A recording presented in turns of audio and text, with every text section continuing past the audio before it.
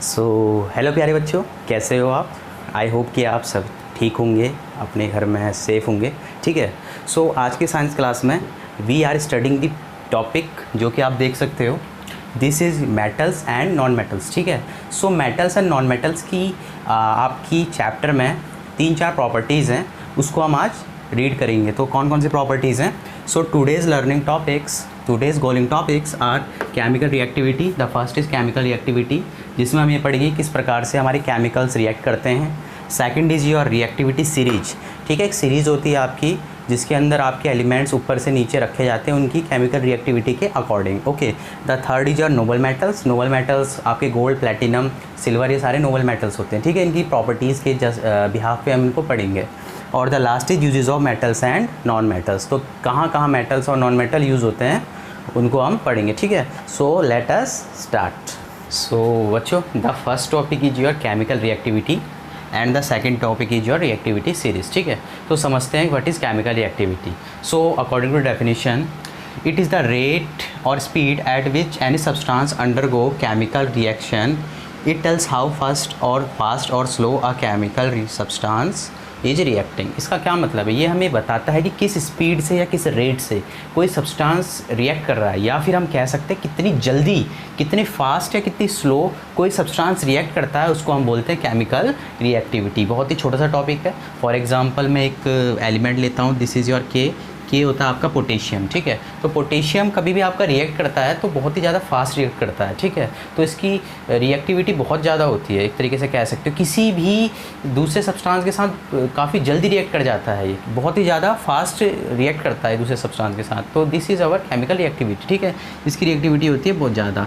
ऐसे ही दूसरा सब्सटेंस होता है हमारा सोडियम, इसकी भी रिएक्टिविटी हमारी ज़्यादा होती है। Okay. So these are the examples of chemical reactivity. आप कह सकते हो एक तरीके से कि आप सोडियम को ना एयर में रख सकते हो ना वाटर में रख सकते हो, बिकॉज एयर में तो ऑक्सीजन से रिएक्ट कर जाएगा, वाटर में वो रिएक्शन कर देगा, वाटर में अपना हाइड्राइड बना लेगा। ठीक है। पोटेशियम हाइड्राइड बोलते हैं उसको। सो बेसिकली हम पोटेशियम को किस में रखते हैं, कैरोसिन ऑयल में, यू नो दैट। ठीक है।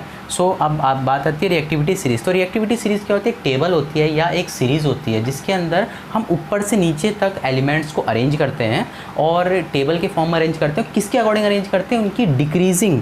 ठीक है, डिक्रीजिंग केमिकल रिएक्टिविटी, इसके अकॉर्डिंग हम उसे अरेंज करते हैं। देखो यहाँ पे लिखा हुआ है, इट इज़ द सीरीज और table in which elements are arranged according to their decreasing chemical reactivity. और किस तरीके से फ्रॉम हाईएस्ट टू लोवेस्ट। ठीक है, जैसे जैसे घटती जाएगी chemical reactivity, highest to lowest हम आते रहेंगे। So this is our topics. ठीक है। तो इसके बाद हम पढ़ते हैं रिएक्टिविटी सीरीज़ की टेबल के बारे में। ओके।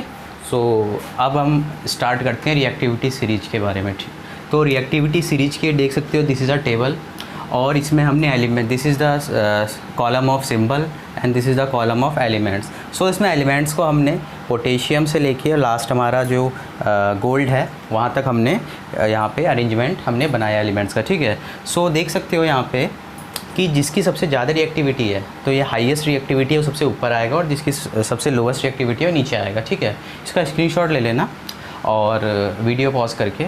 और यहाँ पे सबसे ऊपर है potassium, sodium, calcium, magnesium, aluminium, zinc, iron, lead, hydrogen, copper, this is mercury, silver and gold. ठीक है।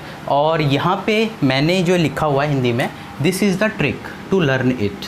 ठीक है, इसको लर्न करने की ट्रिक है। देखो क्या है ये, जैसे मैंने लिखा है, ये काली नाथ का माली आलू जरा फीके पकाता है, क्यों जी, है जी, ए जी और ओ जी। ठीक है। सो काली का के और के से पोटेशियम, नाथ का Na नाथ, और यहाँ का Na का सोडियम। तो ये सिंबल्स के अकॉर्डिंग इसको आप इजीली लर्न कर सकते हो। ठीक है। सो इसको रीड कर लो और इसको अच्छी तरीके से समझ लो। ओके। सो इसके बाद नेक्स्ट टॉपिक देखते हैं हम, नोबल गैसेस। ठीक। So here this is noble metals. ठीक है। तो what are noble metals. So those metal which have the following characteristics. Noble metals के ना कुछ कैरेक्टरिस्टिक्स होते हैं जिनको फुलफ़िल करना पड़ता है उनको नोबल मेटल्स की कैटेगरी में आने के लिए। So the first of all is very low chemical reactivity. इनकी जो केमिकल रिएक्टिविटी है बहुत ज़्यादा लो होती है, यानी आप कह सकते हो किसी से भी ईजिली रिएक्ट नहीं करते, किसी भी दूसरे सब्सटेंस से, चाहे एयर में, चाहे वाटर में, या फिर किसी भी दूसरे सब्सटेंस से ईजिली रिएक्ट नहीं करते। तो ज़्यादातर ये नेचर में पाए जाते हैं प्योर फॉर्म में, ठीक है। नोबल मेटल्स हमेशा नेचर में ज़्यादातर किस फॉर्म में पाए जाते हैं? प्योर फॉर्म में। प्योर में क्यों? बिकॉज ये ईजिली रिएक्ट नहीं करते। The second is do not corrode easily, आसानी से कोरोड नहीं होते, आसानी से इनमें जंग नहीं लगता, कोरोड नहीं होते। The third is don't easily attacked by acids, ठीक है। जो एसिड्स होते हैं, जो हमारे अम्ल होते हैं, जैसे हाइड्रोक्लोरिक एसिड, सल्फ्यूरिक एसिड, वो ईजिली इन पे अटैक नहीं कर पाते, यानी उनका जो अफेक्ट होता है, उनका जो प्रभाव होता है इन मेटल्स पे बहुत ही कम होता है, ठीक है। तो एग्जांपल्स के लिए गोल्ड, सिल्वर और प्लैटिनम। सो तो तीन जो हमारे मेटल्स हैं, ये देख सकते हो रिएक्टिविटी सीरीज़ में सबसे नीचे आते हैं, इनकी केमिकल एक्टिविटी सबसे नीचे होती है और ये प्योर फॉर्म में पाए जाते हैं। ये कॉस्टलियर होते हैं बहुत ज़्यादा, उसके साथ साथ ये ज्वेलरी बनाने में भी यूज़ होते हैं, ठीक है। तो दीज आर नोबल मेटल्स और इसका स्क्रीनशॉट ले लो, इसको समझ लीजिए, ठीक है। Okay, so the last topic is we have to study the use of metals and non metals. So here are some usages of metals and these are the usages of non metals. Okay, so first metals, ठीक है। तो metals क्या होते हैं? Metals are use for making electrical wires. आपके घर में wires होती हैं जो भी बिजली की, उसके अंदर आपकी कॉपर की, एल्यूमिनियम की वायर्स होती हैं। Second, strong metals are use for making bridges, safe vehicles and building, ठीक है। तो जो स्ट्रॉन्ग मेटल्स होते हैं जैसे कि स्टील हो गया या एल्यूमिनियम हो गया, तो उनसे ब्रिजेस, सेफ्स, व्हीकल्स और बिल्डिंग्स, यहाँ तक कि जो एरोप्लेन की जो बॉडी है एल्यूमिनियम से बनती है, बिकॉज वो लाइट भी होता है, साथ में स्ट्रॉन्ग भी होता है। Third, use for cutting purposes. Cutting purposes for example knife, drill machine and lathe machine and saw आरी। तो जितनी भी आपकी कटिंग मशीन्स होती है वो मेटल्स की बनी होती है, बिकॉज वो हार्ड होते हैं मेटल्स और वो दूसरों को ईजिली कट कर पाते हैं। Fourth is use for making utensils. Okay, so you know that, आप जानते हो कि metal is good conductor of heat. So heat का गुड कंडक्टर होता है, इसीलिए उनको बर्तन बनाने में इस्तेमाल किया जाता है, बिकॉज वो हीट को कंडक्ट करते हैं। और इलेक्ट्रिक वायर्स में क्योंकि याद आता था, बिकॉज वो इलेक्ट्रिसिटी को कंडक्ट करते थे, इसलिए इलेक्ट्रिक वायर में भी हम उनको यूज़ कर लेते हैं। The next is use for making foils to wrap something, ठीक है। एल्यूमिनियम की फॉइल होती हैं, उसके अंदर रैप करते हैं अपना फूड या फिर किसी भी दूसरी चीज़ को रैप करना हो, उससे फॉइल बनाई जा सकती है, ठीक है, जिससे कि रैप कर सकते हैं। Last is use for making ringing bell. Okay, ringing bell होती है जो आपको पता है मेटल साथ सोनोरस, उनको हिट करने पे साउंड प्रोड्यूस होती है। सो उससे क्या होता है हमारा, जैसे कि बेल्स होती है इलेक्ट्रिक बेल्स, उसको हम स्ट्राइक करते हैं तो आवाज़ आती है, वो भी मेटल से बनी रहती है, जैसे आपके स्कूल्स में लगी रहती है। ओके, अब आता है नॉन मेटल्स।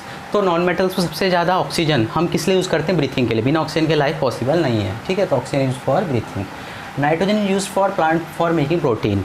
प्लांट्स क्या करते हैं, अर्थ में से, ज़मीन ग्राउंड में से एब्जॉर्ब करते हैं किसको? नाइट्रोजन को, और वहाँ पे वो उसको प्रोटीन मैन्युफैक्चर करने में इस्तेमाल करते हैं, जिसको हम खाते हैं और हमारी बॉडी ग्रो करती है। Third, use for making insulating covering for electric wires, ठीक है। तो नॉन मेटल्स जो होते हैं वो बैड कंडक्टर्स होते हैं इलेक्ट्रिसिटी के, या हम बोले तो इंसुलेटर्स होते हैं। तो इलेक्ट्रिक वायर्स के बाहर जो कवरिंग लगी रहती है, रबड़ की हो या प्लास्टिक की हो, तो these are non metals. Okay, so chlorine use for kill germs from water. Chlorine की गोली ऐड करते हैं वाटर में, आपको जानते हो, उसके अंदर के जर्म्स को किल करने के लिए वहाँ पे आपका जो वाटर बोर्ड होता है, जल बोर्ड होता है, उसमें ऐड किया जाता है। और लास्ट में use for making handles for cooking utensils. Okay, जो आपका खाना बनाने के बर्तन होते हैं, उसके जो हैंडल्स होते हैं, उसको होल्ड करने के लिए हमें कोई इंसुलेटिंग मटेरियल चाहिए, बिकॉज वरना हमारा हाथ जल सकता है, it can burn our hand. तो फिर क्या करते हैं, उसको नॉन मेटल से बनाते हैं उनके हैंडल्स को, ठीक है। सो आज की क्लास में हमने जो पढ़ा, ओके, सबसे पहले केमिकल रिएक्टिविटी, फिर रिएक्टिविटी सीरीज, फिर noble metals and the last uses of metals and non metals. Okay, I hope कि समझ में आ गया होगा आपको, और अगर समझ में आ गया सो इसका भी स्क्रीनशॉट ले लीजिए। ओके, सो अपने फ्रेंड्स को इस लिंक को शेयर करना और उनसे भी चैनल को सब्सक्राइब करने के लिए बोल देना। ओके, सो मिलते हैं अपने नेक्स्ट वीडियो में। Take care, good bye.